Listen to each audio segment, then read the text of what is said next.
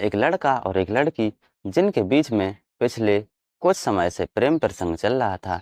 लेकिन एक दिन क्या हुआ कि जो लड़की थी उसने अपने प्रेमी को अपने घर बुलाया, वो भी रात के समय में। जब लड़की के घर वाले सो गए तो उसने अपने प्रेमी को अपने घर पर बुलाया। जब प्रेमी लड़की के घर आ गया तो ये दोनों एक कमरे में जाकर बातें करने लगे, एक दूसरे से प्यार करने लगे। लेकिन कुछ समय बाद जब लड़की के घर वालों को आवाज़ आई तो उनकी आंख खुल गई। जब वो कमरे के पास पहुंचे और उन्होंने इन लोगों को ऐसी अवस्था में देखा तो उनके होश उड़ गए।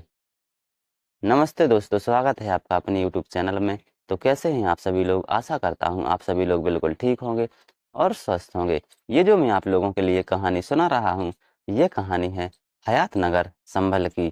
तो पिछले मंगलवार को क्या हुआ कि एक लड़की के परिवार वाले अपने घर पर रात के समय में सो रहे थे। लेकिन उन्हें कुछ आहट महसूस हुई। उन्हें लगा कि हमारे घर में कोई लड़का है जो हमारी लड़की के साथ बातें कर रहा है। जब वो उठकर लड़की के कमरे के पास गए और उन्होंने जब कमरे के अंदर का नज़ारा देखा तो वो सन्न रह गए। जब उन्होंने देखा कि एक लड़का मेरी लड़की के साथ आपत्तिजनक स्थिति में है तो उन्होंने तुरंत ही बाहर से कुंडी बंद कर दी और लड़के की पहचान कर ली और लड़के के घर वालों के लिए सूचित कर दिया कि तुम्हारा लड़का मेरी लड़की के साथ आपत्तिजनक स्थिति में पकड़ा गया है। फिर क्या था, पंचायतों का दौर शुरू हुआ। पंचायतें लगीं और मंगलवार के बाद जब बुधवार को पंचायत लगी तो पंचायत में फैसला लिया गया कि जो लड़का और लड़की आपत्तिजनक स्थिति में पकड़े गए हैं, इनका निकाह करवा दिया जाए। तो ये दोनों अब पति पत्नी बन जाएंगे, तो फिर किसी को आपत्ति नहीं रहेगी। तो जब ये फैसला सुनाया गया तो उनका वहीं पर निकाह करवा दिया गया। लेकिन जो लड़की के परिवार वाले हैं, वो कह रहे हैं कि इन्होंने निकाह तो कर लिया है, लेकिन ये मेरी लड़की को लेकर नहीं गए हैं। ये कह रहे हैं कि 2 महीने का मुझे समय चाहिए, 2 महीने बाद हम आपकी लड़की को उसके ससुराल यानी लड़के के घर ले जाएँगे।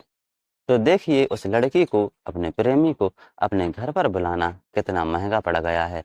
अब उसे उसके साथ निकाह करना पड़ा है, उसके साथ शादी करनी पड़ी है और शादी के बाद भी वो अभी उस लड़की को लेकर नहीं गए हैं। वो 2 महीने का समय माँग रहे हैं। ना जाने उन्हें 2 महीने का समय किस लिए चाहिए? उनके घर पर अभी व्यवस्था नहीं है या ना जाने क्या है। तो देखिए दोस्तों, प्रेम प्रसंग के चलते कितनी बड़ी-बड़ी घटनाएँ हो जा रही हैं। किसी को किसी का मर्डर करना पड़ रहा है, किसी को किसी के साथ भागना पड़ रहा है, किसी को अपना घर छोड़ना पड़ रहा है, किसी को कुछ करना पड़ रहा है, किसी को कुछ करना पड़ रहा है।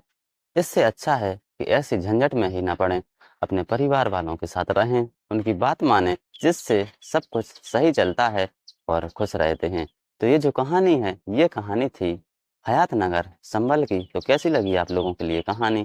कहानी पसंद आई तो प्लीज़ हमारे चैनल को सब्सक्राइब कीजिए, वीडियो को शेयर कीजिए, लाइक कीजिए, कमेंट कीजिए और बेल आइकन को प्रेस ज़रूर कीजिए। धन्यवाद।